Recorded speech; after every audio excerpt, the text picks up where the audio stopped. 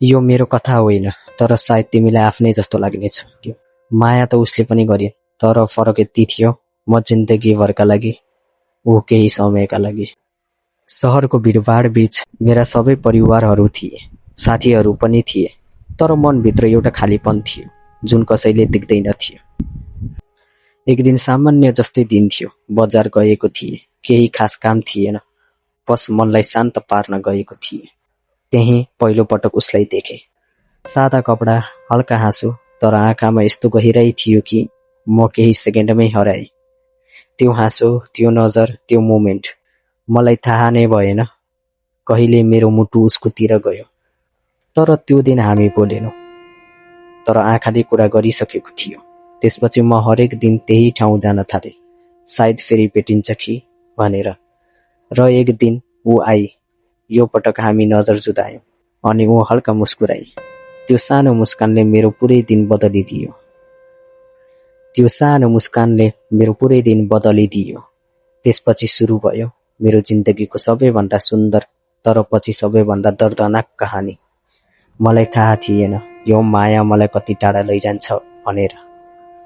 त्यो दिनपछि हामी बीच सानो सानो कुराकानी सुरु भयो। पहिला हाँसो मात्र थियो, अब शब्दहरू पनि जोडिन थाले। तिमी सधैँ यहाँ आउँछौ? उसले सोधेको त्यो सानो प्रश्न मेरो लागि ठुलो खुसी बन्यो। म हल्का मुस्कुराए। तिमी आउँछौ भने म आउँछु। ऊ हाँसी र त्यो हाँसोमा म बिस्तारै हराउँदै गएँ। दिन बित्दै गयो, हामी बीच कुरा बढ्दै गयो।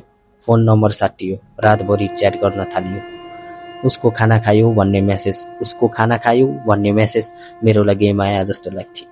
उसको सुत्नु भन्ने शब्द मेरो लागि चिन्ता गरिरहेकी छिन् जस्तो लाग्थ्यो। बिस्तारै म उसलाई मात्र होइन, उसको बानीहरूलाई माया गर्न थाले। तर एउटा कुरा बुझ्न सकिन, ऊ कहिलेकाहीँ हराउँथे। मेसेज हेरेर पनि रिप्लाई नगर्ने, अनलाइन भएर पनि इग्नोर गर्ने। म सोच्थे सायद बिजी होला, तर मनभित्र कतै डर पलाउन थालिसकेको थियो। एक दिन मैले बजारमै उसलाई खोज्दै थिएँ अनि अचानक मेरो नजर उसमै पर्यो। तर ऊ एक्लै थिइन, उसको छेउमा एउटा केटा थियो। दुवै हाँस्दै थिए, त्यो हाँसो मैले कहिल्यै नपाएको जस्तो। त्यो मोमेन्टमा मेरो मुटु चुपचाप टुक्रियो। तर म केही बोल्न सकिन, बस टाढाबाट हेरेँ र आफूलाई सम्झाए सायद साथी होला।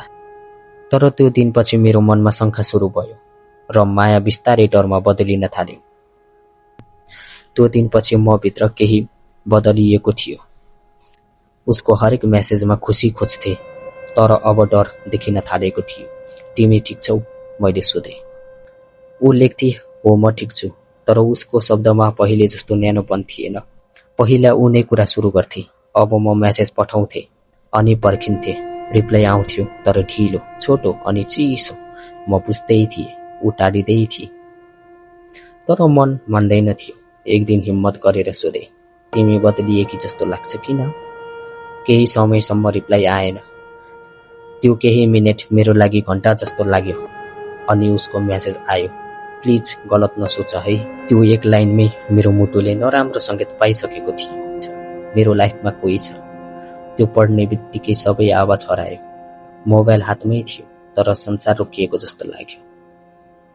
म केही बोल्न सकिन, केही भन्न सकिन। बस त्यो मेसेज फेरि पढिरहे, कोही छ। त्यो 3 शब्दले मेरो सारा सपना चकनाचुर बनाइदियो।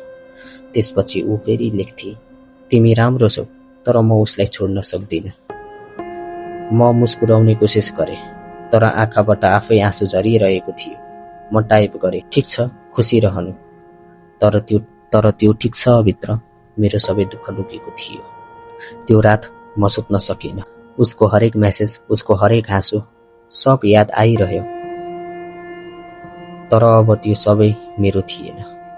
त्यो मेसेजपछि हामी बीचको कुरा लगभग सकिएको थियो। त्यो मेसेजपछि हामी बीचको कुरा लगभग सकिसकेको थियो।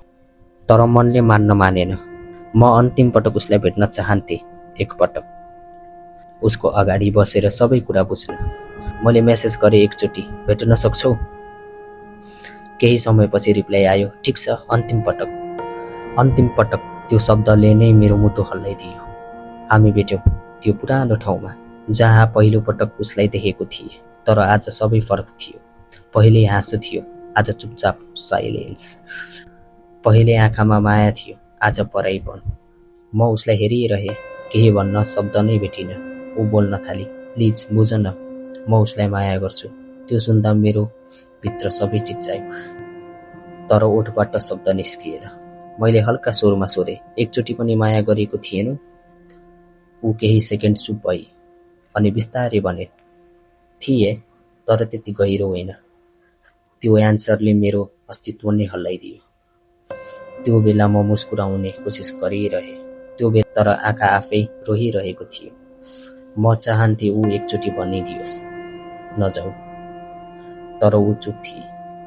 अन्तिममा म उठेँ, उसलाई हेरेँ अनि बिस्तारै भने, तिमी खुसी रहनु। ऊ केही बोलिन। म फर्किएँ, तर हरेक पाइला भारी थियो। त्यो ठाउँ, त्यो याद, सबै त्यहीँ छोडेर आए। त्यो दिन मैले पहिलोपटक बुझेँ, माया भनेको सधैँ पाउनु मात्र होइन, कहिलेकाहीँ छोड्नुपर्छ, चाहे मुटु नै किन नटुटोस्। त्यो दिन म घर फर्किएँ, ढोका बन्द गरेँ अनि सिधा भित्तामा टेकेर बसेँ। सबै थामेर राखेको आँसु एकैचोटि बग्न थाल्यो। म रोएँ, यसरी रोएँ कि आवाज पनि निस्किएन, बस आँसु झरिरह्यो। मोबाइल बजिरह्यो। साथीहरूले कल गरे, ए आउन बाहिर जाउँ, तर म जान सकिनँ। के भन्नु उनीहरूले? कि म एउटा यस्तो मायामा हराएँ जहाँ म मात्र थिएँ, ऊ कहिल्यै थिएन। कोठाभित्र सबै चुप थियो, तर मेरो भित्र उसको आवाज घन्किरहन्थ्यो। उसको हाँसो, उसको कुरा, सबै अझै पनि जिउँदो थियो। म आँखा बन्द गर्थेँ, ऊ देखिन्थे, तर आँखा खोल्दा कोही पनि हुन्न थियो। त्यो बेला बुझेँ, म उसको शरीर होइन, उसको याद, उसको आत्मासँग बाँधिएको रहेछु। म उसलाई देख्न सक्दिनँ, तर उसको हरेक आत्मा, हरेक सासमा महसुस गर्थेँ। दिन बित्दै गयो, तर म उस्तै थिएँ। न खान मन लाग्थ्यो, न कसैसँग बोल्न।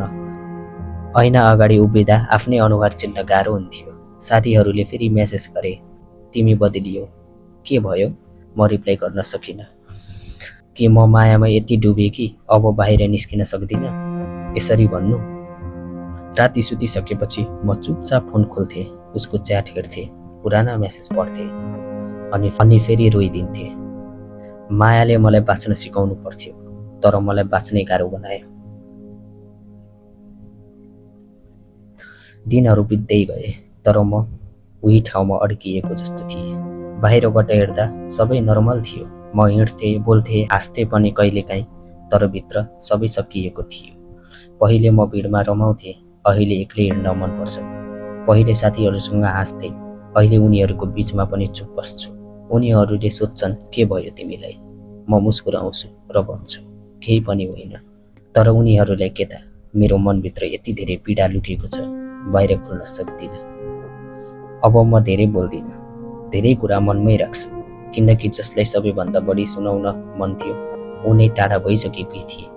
कहिलेकाहीँ म आफैसँग कुरा गर्छु, उसको नाम बोल्छु अनि आफै चुप लाग्छु, जस्तो ऊ अझै सुनिरहेकी छ। राति निन्द्रा आउँदैन। आँखा बन्द गर्दा पुराना यादहरू चलचित्र जस्तै चल्छन्। हरेक सिनमा ऊ हुन्छ, तर अन्त्यमा म मात्र बाँकी रहन्छु। म बुझ्न थालेँ, म अब पहिलेको म रहेन। म बदलिएको छु, मायाले होइन, त्यो माया गुमाएको पीडाले। अब म कसैलाई सजिलै विश्वास गर्दिनथे, किनकि एकपटक जसले मन जित्यो, उसैले सबैभन्दा ठुलो घाउ दियो।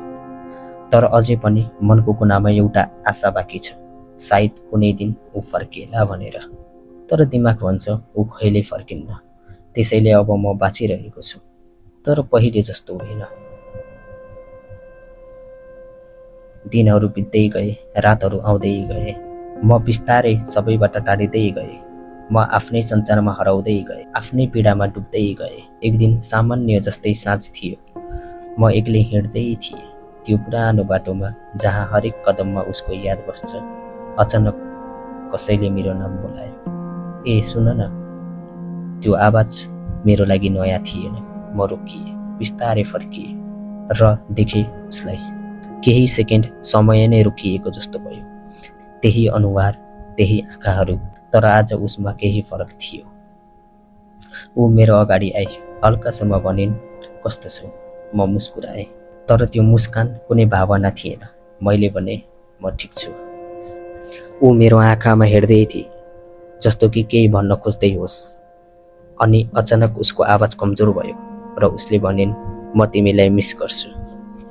त्यो सुन्दा मेरो भित्र सबै हल्लियो। तर यो पटक म चुप रहेँ। पहिले जस्तो तुरुन्त पग्लिन सकिनँ। मैले बिस्तारै सोधेँ, अनि ऊ केही समय चुप भइन् अनि आँखा झुकाएर भनिन्, सब सकियो। त्यो एन्सर सुन्दा म खुसी हुनुपर्ने थियो, तर अचम्म लाग्यो। मेरो मन शान्त थियो, किनकि म अब उही मान्छे रहेन जसले उसलाई बिना सोच माया गर्थ्यो। आज उसले आफैले सम्हाल्न सिकिसकेको थियो। ऊ नजिक आई, आँखामा आँसु लिएर भनिन्, म फर्किन चाहन्छु तिमीसँग। यो मोमेन्टमा मेरो मुटु र दिमाग बीच लडाइँ भयो। मुटु भन्थ्यो स्वीकार गर, दिमाग भन्थ्यो फेरि टुट्नेछौ।